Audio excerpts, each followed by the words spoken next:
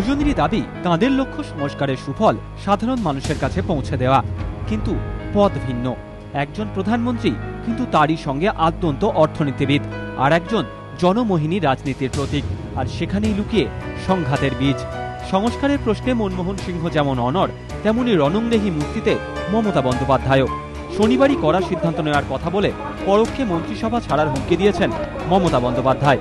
সেই সঙ্গে গোটা বিষয়ে নিজের মতামতও জানিয়েছেন তিনি।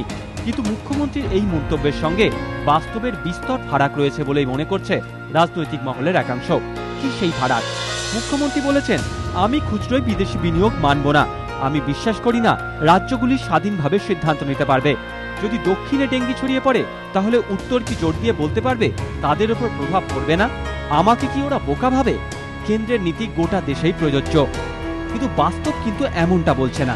আসলে কেন্দ্র যদি নাও বলতো যে খুচরোই এফডিআই নিয়ে চূড়ান্ত সিদ্ধান্ত নেওয়ার ক্ষমতা রাজ্যগুলির হাতে থাকবে, তাহলেও বর্তমান আইন অনুযায়ী রাজ্য সরকারের হাতে যথেষ্ট ক্ষমতা আছে। শপ অ্যান্ড এস্টাবলিশমেন্ট আইন অনুযায়ী যে কোনো রাজ্য সরকার কোনো বিদেশি খুচরো পণ্য বিক্রয়কারী সংস্থাকে চাইলে লাইসেন্স নাই দিতে পারে। এটা সম্পূর্ণ তারই ইচ্ছা। মুখ্যমন্ত্রী আরো বলেছেন, প্রতি মাসে 2টি সিলিন্ডার অর্থাৎ বছরে 24টি রান্নার গ্যাসের সিলিন্ডার ভর্তুকি হারে দিতে হবে।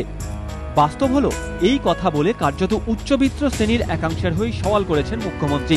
রাষ্ট্রায়ত্ত তেল সংস্থার এক আধিকারিকের কথা অনুযায়ী কলকাতার বেশিরভাগ পরিবারেরই একটি রান্নার গ্যাস 30 থেকে 35 দিন চলে, অর্থাৎ বছরে সর্বোচ্চ 12টি রান্নার গ্যাস লাগে। মাসে 2টি বা তার বেশি রান্নার গ্যাস লাগে এরকম পরিবারের সংখ্যা 10%-রও কম। অন্যান্য জেলায় সংখ্যাটা আরও অনেক কম। মুখ্যমন্ত্রী বলেছেন, শেয়ার বাজার অবশ্যই চাঙ্গা থাকা জরুরি, কিন্তু তার মানে কখনোই সাধারণ মানুষের ওপর বোঝা চাপিয়ে দেওয়া নয়। যদি বিদেশে গচ্ছিত কালো টাকা ফিরিয়ে এনে উন্নয়নের কাজে ব্যবহার করা যায়, তাহলেও চাঙ্গা হবে শেয়ার বাজার।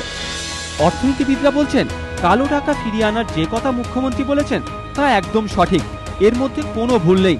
কিন্তু বর্তমান আর্থিক পরিস্থিতিতে কিছু না করে শুধুমাত্র কালো টাকা ফেরানোর জন্য প্রার্থনা করার কোনো যুক্তিই নেই। মুখ্যমন্ত্রী আরো বলেছেন, আমরাও সংস্কার চাই, কিন্তু সংস্কার মানে নির্দিষ্ট কোনো শ্রেণীর মানুষকে খুশি করতে সবকিছু বিক্রি করে দেওয়া নয়। গণতন্ত্রের সংস্কারের সুফল সাধারণ মানুষের কাছে পৌঁছানো উচিত।